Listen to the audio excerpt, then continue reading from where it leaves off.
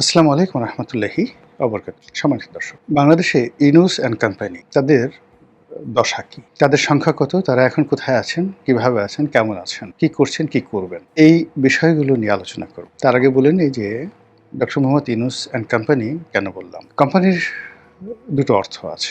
একটি বাণিজ্যিক অর্থ। অর্থাৎ ডক্টর মোহাম্মদ ইউনূস ১৮ মাসে তার যে শাসন ক্ষমতা কেন্দ্রিক যে একটা বাণিজ্য কেন্দ্র গড়ে তুলেছিলেন। তো সেই বাণিজ্য কেন্দ্রে যারা সিভিলিয়ানদের মধ্যে এই সময়টিতে ব্যবসা-বাণিজ্য করেছেন। এদের একটা গ্রুপ আছে। তো সেখানে ধরেন আকিজ বকশিস গ্রুপ, জামাতের যে সকল প্রতিষ্ঠান রয়েছে তারা, এরকম বহু ব্যবসায়িক গ্রুপ যারা ওই সময়টাতে খুব শীর্ষ পর্যায়ে ছিলেন। আরেকটি গ্রুপ হলো যাদের বাড়ি চট্টগ্রাম এবং ডক্টর মোহাম্মদ ইউনূস গ্রামীণ ব্যাংক বা এই পরিবারের সঙ্গে আত্মীয়তার বন্ধনে আবদ্ধ এই ধরনের মানুষ তারা আর্মিতে থাকুক, সেনাবাহিনীতে থাকুন, বিজিবিতে, পুলিশ, র্যাব, সিভিল সার্ভিস সব জায়গাতে প্রচণ্ড দাপট দেখিয়েছেন, ভালো ভালো পদ পদবিতে থেকেছেন।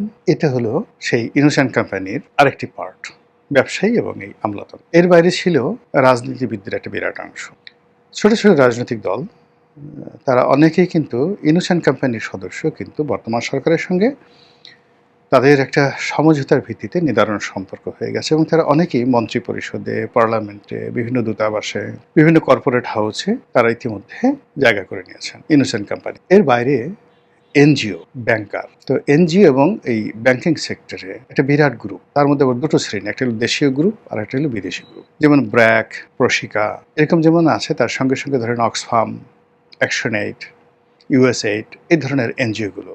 তো এই এনজিওগুলোর একটা বিরাট লিডিং যারা আছেন তারা কিন্তু এই ইউনূস অ্যান্ড কোম্পানির অংশ হিসেবে পুরো ১৮টি মাসে তারা যা ইচ্ছা তাই করতে পেরেছেন। তার ইচ্ছা মতো ফান্ড এনেছেন, ফান্ড খরচ করেছেন, সরকারের টাকা নিয়েছেন, ছোট ছোট জরিপ করার জন্য, একটা রিপোর্ট তৈরি করার জন্য ১০০ কোটি ১৫০ কোটি টাকা তারা নিয়েছেন। এ সকল অলিগার, হোয়াইট ক্রিমিনাল তারা আবার শেষ সময়টিতে এসে অনেকে নিরপেক্ষ হওয়ার চেষ্টা করেছেন এবং ডক্টর মোহাম্মদ ইউনূসের সঙ্গে পল্টি দিয়েছেন, বেইমানি করেছেন, মুনাফিকি করেছেন। তারা এই সমাজে ঘুরে বেড়াচ্ছেন। এই একটা কোম্পানি আছে। এর বাইরে ইউনূস অ্যান্ড কোম্পানির আরেকটি অংশ, যেমন বিভিন্ন দূতাবাস, মার্কিন দূতাবাস, ইউরোপিয়ান ইউনিয়নের দূতাবাস, মালয়েশিয়ান দূতাবাস, তারপর পাকিস্তানি দূতাবাস, এরকম বেশ কয়েকটি দেশ এবং রাষ্ট্র তারা মনে করত যে ইউনূস হলেন তাদের ত্রাতা। তারা ক্ষমতায় থাকলে এই দূতাবাসগুলোর যে ভূমিকা এবং কর্তৃত্ব এটা ছিল সীমাহীন, অসীম। তো ইউনূস অ্যান্ড কোম্পানির এই ডিপ্লোম্যাটিক মিশন, সেই ডিপ্লোম্যাটিক মিশনও এই মুহূর্তে কোন অবস্থায় আছে। আর আরেকটি সেটা হলো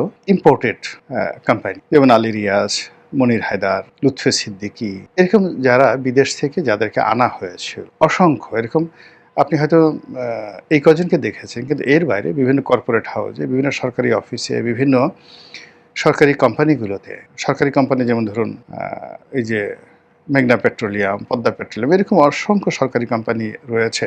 বা ধরুন এই যে মেট্রো রেল, তারপর এক্সপ্রেসওয়ে, এগুলো পরিচালনা করার জন্য কিন্তু আলাদা আলাদা যাকে বলা হয় কোম্পানি গঠন করা আছে। এই কোম্পানির শীর্ষ পদে খোঁজ নিয়ে দেখেন ইউনূস জমানাতে যারা ছিলেন তারা এখন কোথায় আছেন। তো সব মিলিয়ে যদি ধরুন আপনি ইউনূস অ্যান্ড কোম্পানি ১৮ মাসে যারা সরাসরি এভাবে একেবারে ডাইরেক্ট রিক্রুটেড হয়েছে এবং সরকারি ফান্ড তারা নিয়েছে এবং ব্যবহার করেছে, সুবিধা ভোগ করেছে। আপনি চিন্তা করেন যে ইউনূসের জমানাতে $২০ বিলিয়ন নতুন করে বিদেশ থেকে ঋণ দেওয়া হয়েছে। $২০ বিলিয়ন মানে $১ বিলিয়ন, $১০ বিলিয়ন কত হয়? ১,১২,০০০ কোটি টাকা, প্রায় ২.৫ লক্ষ কোটি টাকা। ২.৫ লক্ষ কোটি টাকা বৈদেশিক মুদ্রা ঋণ ইউনূসের জমানাতে আনা হয়েছে। পরবর্তীতে দেখা গেল ইউনূস সেগুলো ব্যবহার করতে না পারার কারণে দাতারা এগুলো বন্ধ করে দিয়েছে। কিন্তু এই যে $২০ বিলিয়ন আমরা নতুন করে ঋণ হয়েছি, শেখ হাসিনা রেখে গেছে $১০০ বিলিয়ন, কিন্তু ইউনূস সাহেব যখন গেছেন তখন সেটা হয়ে গেছে $১২০ বিলিয়ন, মোর অর লেস $১-২ বিলিয়ন কম বেশি হতে পারে। তো এই টাকা কারা খেয়েছে, কোথায় দেয়া হয়েছে, এর মধ্যে কত পার্সেন্ট লুটপাট হয়েছে, কত পার্সেন্ট পাচার হয়েছে, এনজিওগুলো কত পার্সেন্ট পেয়েছে, ইউনূস অ্যান্ড কোম্পানি কত পার্সেন্ট পেয়েছে, রাষ্ট্রের কাজে কি হয়েছে, একটু হিসাব বের করেন। আচ্ছা, ইউনূসের জমানাতে বিভিন্ন ব্যবসায়ীদেরকে ফান্ড দেওয়া, সুযোগ দেওয়ার নাম করে বাংলাদেশ ব্যাংক টাকা ছাপিয়ে অথবা ঋণ মকুব করে তারপরে বিভিন্নভাবে যাকে বলা হয় ঋণ রিশিডিউল করে যে বিরাট একটা গ্রুপকে সুযোগ দেওয়ার নামে রাষ্ট্রের লক্ষ লক্ষ কোটি টাকা শেষ করে দেওয়া হয়েছে, কখনো টাকা ছাপিয়ে, কখনো সরাসরি সাবসিডিজ দিয়ে, অথবা কখনো পকেট ভারী করে। এই টাকা কারা খেয়েছে, কারা নিয়েছে? এরপর ভর্তুকির নামে, লোকসানের নামে, প্রকল্পের নামে যে সকল পাবলিক ওয়ার্কস হয়েছে বা এডিবি যে বাস্তবায়ন, প্রায় ৩ লক্ষ কোটি টাকা, অর্থাৎ তারা দুটো এডিবি পেয়েছে, শেখ হাসিনার জমানার এডিবি আর তার জমানার এডিবি। এই দুটো এডিবিতে অ্যাটলিস্ট ৫ থেকে ৬ লক্ষ কোটি টাকার পাবলিক ওয়ার্কস হওয়ার কথা। এখন এটা যে হয়নি তার তো প্রমাণ নেই, এই টাকাটা যে জমা পড়ে আছে তার কোনো প্রমাণ নেই। তাহলে এই ৬ লক্ষ কোটি টাকা কোথায়, কোন রাস্তা এই ২ বছরে নির্মিত হয়েছে, কোথায় কতটা পাবলিক ওয়ার্কস হয়েছে, সামাজিক যে সকল প্রকল্প চালু ছিল সেই প্রকল্পগুলোর অবস্থা কি, এগুলো হিসাব করলে আপনি দেখবেন যে মাত্র ২ বছরে আপনি ১৫ থেকে ২০ লক্ষ কোটি টাকা বিদেশি ঋণ, লোকাল ঋণ, সরকারি অর্থ, ঘুষ, দুর্নীতি সব মিলিয়ে প্রায় ২০ লক্ষ কোটি টাকা ব্যয় হয়েছে। আর এই ২০ লক্ষ কোটি টাকার কতটুকু টাকা রাষ্ট্রের জন্য ব্যয় হয়েছে, সরকারের জন্য ব্যয় হয়েছে, আর কতটুকু ইউনুস অ্যান্ড কোম্পানি যারা লোকজন রয়েছেন তাদের পকেটে গেছে। আর যে সকল টাকা পকেটে গেছে দেশের মধ্যে কত আছে আর দেশের বাইরে কত আছে, এ সকল হিসাব নিয়ে এখন আলাপ আলোচনা হচ্ছে। আলাপ আলোচনার কারণে এই ইউনুস অ্যান্ড কোম্পানির খুব কাছাকাছি যারা ছিলেন তারাই এখন বলার চেষ্টা করছেন যে ১৭ বছর ধরে শেখ হাসিনা এই দেশের যে সর্বনাশ করেছেন তার চাইতে অনেক অনেক বেশি সর্বনাশ করেছেন ইউনুস অ্যান্ড কোম্পানি ১৭ মাসে। আর এ সকল কর্মকাণ্ডের ফলে কি হলো, তাদের যে মোরাল ক্যারেজ, নৈতিক শক্তি নেই বললেই চল। দ্বিতীয়ত হলো যে তাদের যে লাজ লজ্জা এটাও উঠে গেছে। এর কারণে হলো বহু মানুষকে অপমান, অপদস্থ, লাঞ্ছিত করতে করতে করতে করতে তাদের এমন একটা অবস্থা হয়ে গেছে, আত্মমর্যাদা বোধ তাদের আর থাকে না।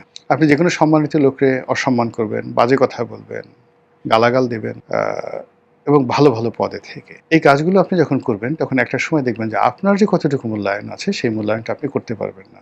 কাজী ইউনুস অ্যান্ড কোম্পানির যে সমস্ত শীর্ষ পদে যারা ছিলেন তারা সবাই প্রতিপক্ষকে নাজেহাল করার, অপমান করার সর্বোচ্চ শক্তি তারা প্রদর্শন করেছে এবং নিজেদের অভীষ্ট লক্ষ্যে পৌঁছানোর জন্য এহেন নোংরামি নেই যে তারা করেন। ফলে কি হলো, তাদের কোনো মোরাল ক্যারেজ, এই সার্বিক অবস্থা বিবেচনা করে তাদের সঙ্গে যারা ইনোসেন্ট কোম্পানি তারা সবাই একটা বিরাট অংশ বহুল পাল্টে গেছে। বিরাট অংশ তারেক রহমান সরকারের সাথে নেগোসিয়েশন করেছে বা একীভূত হয়েছে। আরেকটি অংশ গা ঢাকা না দিলেও তারা চেহারা পাল্টে ফেলেছে। আরেকটি অংশ দেশের বাইরে পালিয়ে চলে গেছে, কিন্তু পেস লাগিয়ে দিয়ে গেছে। তো এই যে ডক্টর মোহাম্মদ ইউনূস অনেকেই এখন দেশের বাইরে, তারা কি আবার আসবেন? এবং প্রতিনিয়ত যাচ্ছে। তো যারা যারা যাচ্ছে, এই যে ফারুকী নামে একজন উপদেষ্টা ছিলেন, নাট্য নির্মাতা, তার স্ত্রী তিশা, তারা দুজন অস্ট্রেলিয়াতে গেলেন। কি জন্য গেলেন, কি কারণে গেলেন সেটা ডাজ নট ম্যাটার, কিন্তু মানে প্রচণ্ড রকম একটা ঝাঁকুনি তৈরি হয়েছে ইউনূস অ্যান্ড কোম্পানির মধ্যে। সৈয়দ রেজওয়ানা হাসান নাকি বিদেশে চলে গেছেন, সুইজারল্যান্ডে বা ইউরোপে চলে গেছেন, আই ডোন্ট নো, আমি জানি না। কিন্তু সামাজিক মাধ্যমে একেবারে বলে কয়ে শেষ। আমার ডিপার্টমেন্টের শিক্ষক ডক্টর আসিফ নজরুল, তিনি বিশ্ববিদ্যালয় ক্যাম্পাসে আছেন, ঘোরাফেরা করছেন ক্যাম্পাসের মধ্যে, কিন্তু সামাজিক মাধ্যমে তাকে নিয়ে নানা রকম গুজব ছড়ানো হচ্ছে। কেউ একটা এআই দিয়ে তার একটা ছবি তৈরি করে ফেলছে, একেবারে দেখা যাচ্ছে যে ঘুষিয়ে নাকের বদনা ঠদনা ফাটিয়ে দেওয়া হয়েছে, সারা মুখ রক্তাক্ত, দাঁত ভেঙে গেছে, কান ফেটে গেছে। আবার এটা নিয়ে একজন সিঙ্গেল লোকও সহানুভূতি প্রকাশ করছে না, কেউ বলছেন না যে এই রিপোর্টটি এআই নির্মিত এবং আসিফ নজরুল সাহেব মার খাননি। কিন্তু আসিফ নজরুল সাহেব মার খাবেন, মার খাচ্ছেন বা খেয়েছেন, এটাকে ওয়েলকাম জানানোর জন্য পুরো দেশ এমনভাবে বসে আছে, ওই যে তার যে এআই নির্মিত আহত হওয়ার যে ছবি, এটা নিয়ে মানুষের উল্লাস দেখলে বোঝা যায় ইউনূস অ্যান্ড কোম্পানির দুর্দশা কোন পর্যায়ে। আদিলুর রহমান খান নামক একজন লোক ছিলেন, তিনি দেশের বাইরে। এই জন্য সবাই আলোচনা করছেন যে কেন এই ইউনূসের যারা লোকজন, তাদের শীর্ষ পদে যারা ছিলেন তারা দেশ ছাড়ছেন। তারা কি পালাচ্ছেন, তারা কি ফিরে আসবেন, নাকি তারা রিঅর্গানাইজ হচ্ছেন? ডক্টর ইউনূস প্যারিসে গিয়ে কী করেছেন, নেদারল্যান্ডে গিয়ে কী করেছেন, তারপর ইউরোপের অন্য কোথায় গেছেন, এই জিনিসগুলো নিয়ে খুব, মানে জার্মানিতে কী করেছেন, এই জিনিসগুলো নিয়ে খুব আলোচনা হচ্ছে। তার সঙ্গে লামিয়া মোর্শেদ আছে, আর কারা কারা আছে, এগুলো নিয়ে প্রতিদিনই মানে মকারি হচ্ছে ইন্টারনেটে। এটার শুভ দিক আছে, ভালো দিক আছে, আবার মন্দ দিকও আছে। তো যেটা বলছিলাম যে ইউনূস সাহেবের যারা লোকজন কেন এই পাইকারি হারে দেশ ছাড়ছেন, একটা বিরাট অংশ।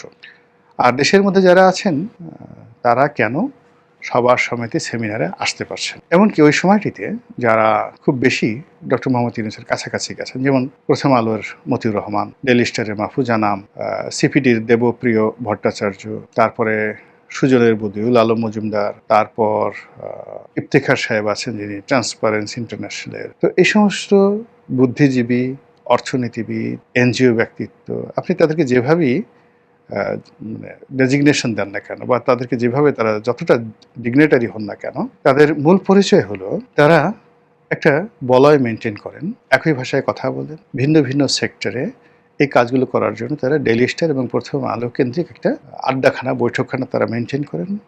এবং তাদের অনেকের পেছনে ভারতের হাত আছে, অনেকের পেছনে আমেরিকার হাত আছে, এবং তারা দেশের চাইতে বিদেশি যারা লোকজন আছে তাদেরকে বেশি পছন্দ করেন।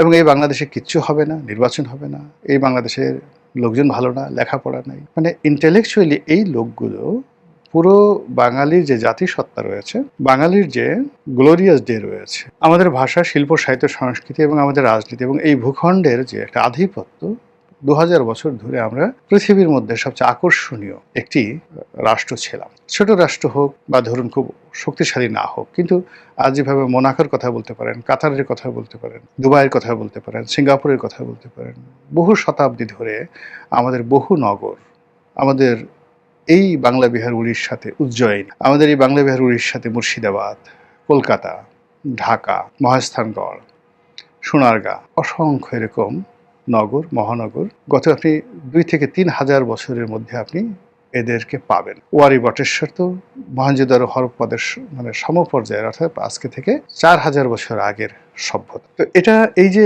নব্য যারা বিদেশি পেইড এজেন্ট, যে গ্রুপটির কথা বললাম, এরা এটা স্বীকার করেন। এরা বলে বাঙালির কিছু নাই, এদের পেট ভরা কৃমি, মুখ ভরা ময়লা, নাক ভরা পশম, বগল ভরা গন্ধ, এরা কোনো কিছু ঠিকমতো শেভ করে না, উপরে নিচে কোথাও শেভ করে না, এদের পায়ে গন্ধ, মোজা পড়লে গন্ধ, ঠিকমতো জুতা পরতে পারে না, এরা হাঁটতে পারে না, প্যান্টে বেল্ট পরতে পারে না, বাংলায় ঠিকমতো কথা বলতে পারে না, ইংরেজি তো পারেই না।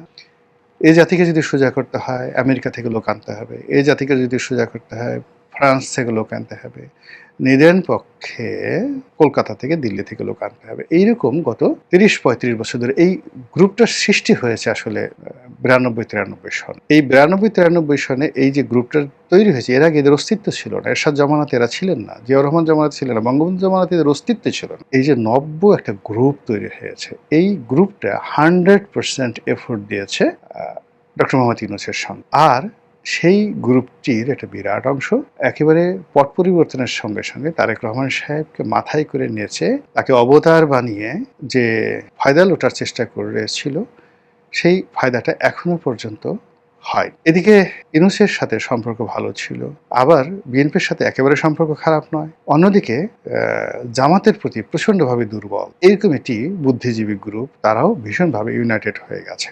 তো সব মিলিয়ে যে চাপ, এই মুহূর্তে যে চাপ, রাজনৈতিক চাপ, এটা আওয়ামী লীগ তো ফিল্ডে নেই, এই প্রথম চাপটা আসবে ইউনূস অ্যান্ড কোম্পানির উপর। এবং যেহেতু এরা বুদ্ধিমান, যেহেতু এরা 10 ঘাটের পানি খাওয়া, কাজেই তারা এই বর্তমান পরিস্থিতিতে যাদের দেশ ছেড়ে যাওয়া দরকার তারা যাচ্ছে, যারা চুপ থাকার দরকার তারা চুপ থাকছে, যারা সরে থাকার দরকার তারা সরে থাকছে, যারা আবার নতুন করে দালালি করার সুযোগ পাচ্ছে তারা ঠিক সেইভাবে নতুন দালালি শুরু করছে। আর এর প্রেক্ষিতে নানা রকম গুজব ছড়িয়ে পড়ছে। দেখা যাক কোথায় গিয়ে পরিস্থিতি কিভাবে সমাপ্ত হয়। আসসালামু আলাইকুম রহমতুল্লাহি ওয়া বারাকাতুহু।